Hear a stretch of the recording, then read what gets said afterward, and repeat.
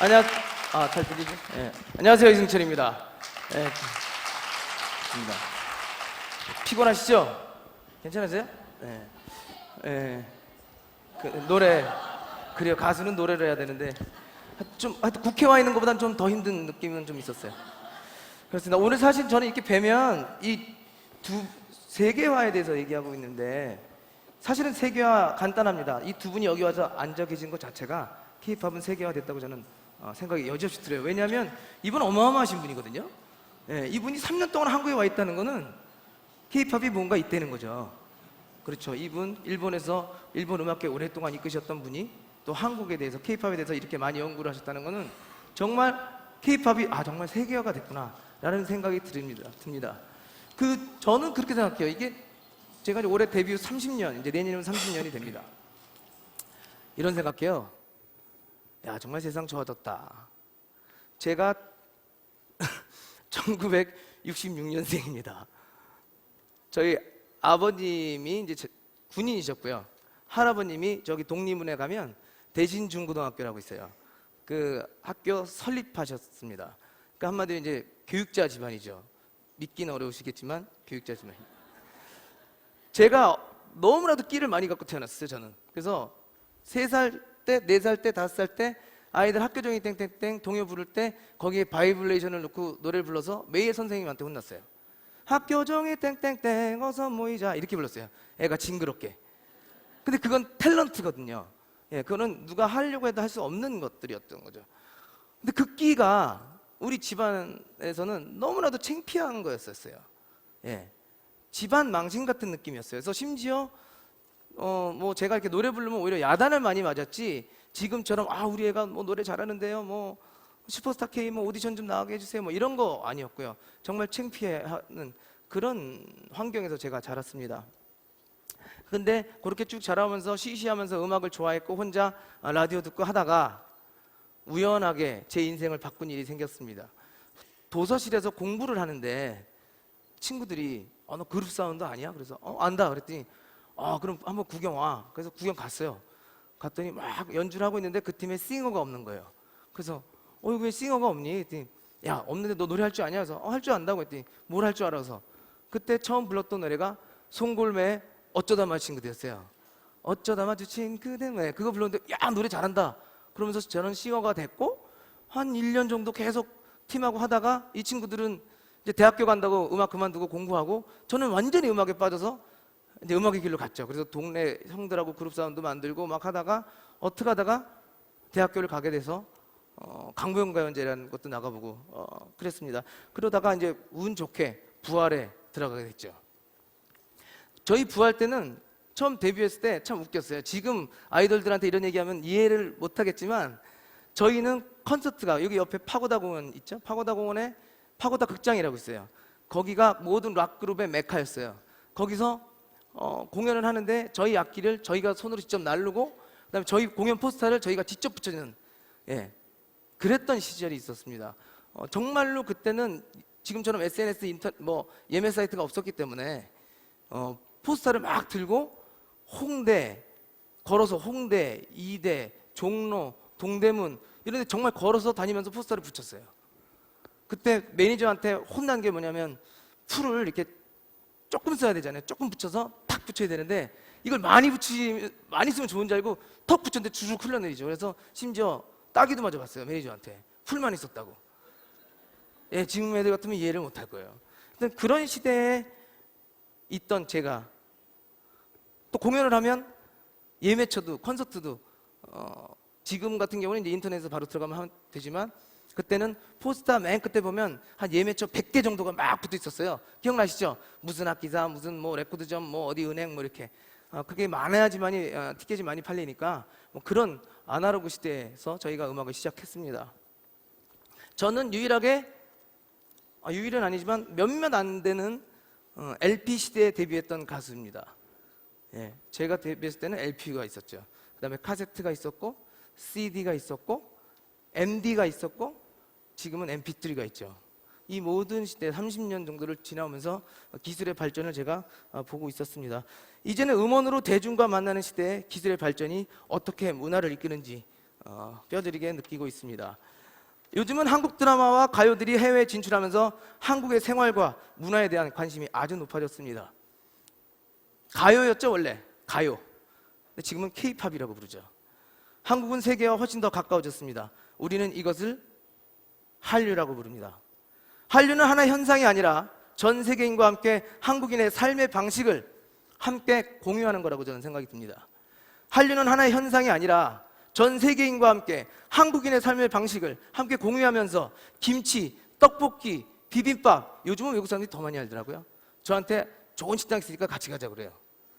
그러다가 심지어 이제는 폭탄주의 비밀까지 알아버렸습니다. 예, 그 제조 방법까지 알아냈어요. 어쨌든 제가 데뷔 초에 가장 신기했었던 것은 제 노래를 듣고 어느 강원도 산골 마을의 소녀가 팬레터를 쓰고 저한테 편지를 보낸다는 거죠. 너무 신기했어요. 아니, 나는 서울에 있는데 그 강원도 산골에서 어떻게 내 노래를 들었을까? 지금은 알프스, 히말라야. 제가 2년 전에 그 프랑스에 아주 산골 깊은 스키장을 놀러 갔었어요. 가족들하고.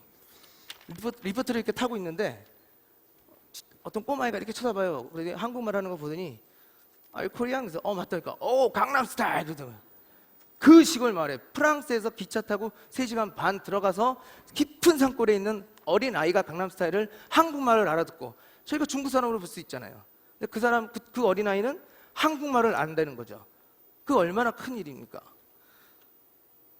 이제 K-팝과 드라마를 통해서 낯설지 않은 친한 친구가 될 수 있는 그런 시대가 온 것 같습니다. 이게 바로 한류라는 문화적 현상이 우리에게 준 선물입니다. 이렇듯 한국 노래와 문화가 세계인의 귀에 익숙해지는 것에는 미디어의 발전, 기술의 발달이 가장 큰 역할을 하고 있죠. 컨텐츠진흥원 원장님 계시지만 올해 제가 8월 달에 독도에서 노래를 불렀습니다. 그날에라는 통일송. 잘 아시죠? 대답을 안 하시네. 아시잖아요. 네, 괜찮아요. 네. 근데 저는 말하고 싶은 건 뭐냐면 이걸 과연 일본 정부에서 어떻게 알았을까라는 거죠. 그러니까 정치적인 것이 아니라 이건 기술이 발전한 시대, 미디어가 전 지구를 커버하고 모든 정보 공유가 가능하고 과거에는 상상할 수조차 없었던 변화와 반응 그리고 공감을 이끌어낼 수 있는 시대이기 때문에 가능한 것입니다. 얼마 전에 보셨죠? 그 아이스버킷 챌린지 아시죠? 얼음 이렇게 뒤집어 쓰고 루게리병 환자를 응원하는 그런 이런 것들이 전부 그 미디어의 발전 때문에 생긴 것이라고 좀 봅니다. 얼마 전에 유엔하고 제가 하버드에서 이 노래를 똑같은 노래를 또 불렀죠.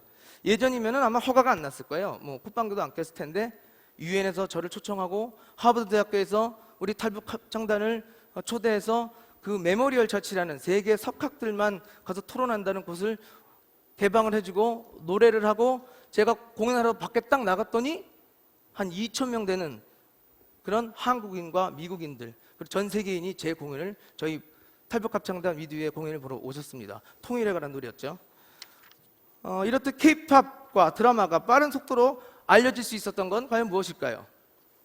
그것은 사람 그리고 문화가 갖고 있는 감수성 때문이라고 생각합니다. 지금 슈퍼스타 K뿐만 아니라 많은 오디션 프로그램이 큰 인기를 얻고 있죠. 지금 중심 자체가 지상파, 공중파에서 케이블 채널로 많이 옮겨지면서 재미있는 프로그램이 많이 인기를 얻고 있습니다. 저 요즘 그거 많이 봐요. 미생이라는 드라마. 네. 어쨌든 그만큼 케이블 TV가 주류로 변하고 있는데 한국 영화나 드라마, 음악을 이렇게 보면 미국 할리우드에서 가장 강력한 집단으로 꼽을 수 있는 건 과연 한국이 아닐까라는 생각이 듭니다. 요즘 미국 팝송, 일본 노래 예전만큼은 안 듣죠. 왜냐? 한국은 너무나도 수준이 높아졌기 때문에 그렇습니다. 그 홍콩에 그 매년 열리는 마마라는 시상식이 CJ에서 하고 있습니다. 저도 올해 또 나가는데 거기서 보면 빅뱅 소녀시대 2NE1 공연하는 거 보면 한국 가수들의 수준이 너무너무 높고 세계적이라고 생각이 들어요. 준비와 훈련이 철저하게 돼 있죠. 근데 생각해 보면 우리는 사실 트레이닝 되는 거에 대해서 굉장히 익숙한 점은 좀 있어요. 왜냐하면 어릴 때 주산학원 다 다녔어요. 암산학원, 웅변학원 이런 거 엄마들이 다 보내시잖아요. 그러니까 그 트레이닝 받는 거에 굉장히 익숙해 있을 뿐만 아니라 거기에 창의력도 있고 한국인이 가장 잘하는 게 뭐죠? 빨리빨리 스피드가 가미가 되니까 전 세계인들이 따라올 수가 없는 거예요. 제가 일본 가서 녹음을 해보면 느려요. 역시 결정하는데 오래 걸리고, 미국도 마찬가지고. 하지만 한국은 그런 것이 없죠. 여기 있는 작곡가분들, 저랑 작업하시는 분도 계시지만 뭐 해와 그럼 다음날 바로 써와요. 어쨌든 저쨌든 그런 스피드와 여러 가지들이 한류의 문화바람을 일으키는 것이 아닌가라는 생각이 듭니다. 얼마 전에 광고 카피를 봤어요. 기술이 사람입니다. 그렇죠. 그렇게 말해주듯이 미디어의 발전과 기술의 진화 속에는 결국 한국 사람이 있다는 겁니다. 저만 해도 사실 가수를 수치스럽게 생각하던 시대에서 지금은 국가 경제의 가장 중요한 가치라고 생각하는 대다수의 국민들의 생각이 보편화되어 있다고 저는 생각이 들거든요. 노래 한 곡, 음식 하나에도 세계가 있고 철학이 있고 소중한 가치가 있습니다. 한류에 대한 강조와 의미 부여는 아무리 많아도 모자른 것 같습니다. 그리고 그 한류를 지속 가능케 하는 창작에 기여한 사람들, 작곡하시는 분들, 제작하시는 분들 모두 함께 조명받아야 된다고 생각이 듭니다. 사회 문화적 지원과 환경이 반드시 이루어져야 되고요.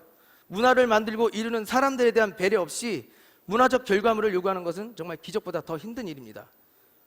인간은 아름다운 것에 반응합니다. 그 본능적 반응 속에 우리가 놓치지 말아야 될 부분은 당장 유행하는 것들을 상품화하고 우리 것에 대한 이기적인 자부심을 넘어서 우리의 저력과 창조성을 최대한 발휘한 문화적 명품으로 세계와 승부하겠다는 자세와 태도가 무엇보다 중요하다고 봅니다. 저는 지난 29년을 대한민국의 노래와 함께 호흡해 왔습니다.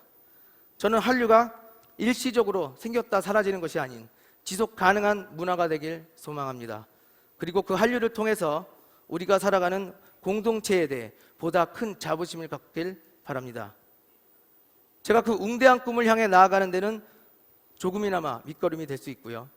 한류가 대한민국을 하늘 높이 띄울 수 있는 아름다운 날개가 될 수 있도록 많은 노력하겠습니다. 지금까지 이승철이었습니다. 감사합니다.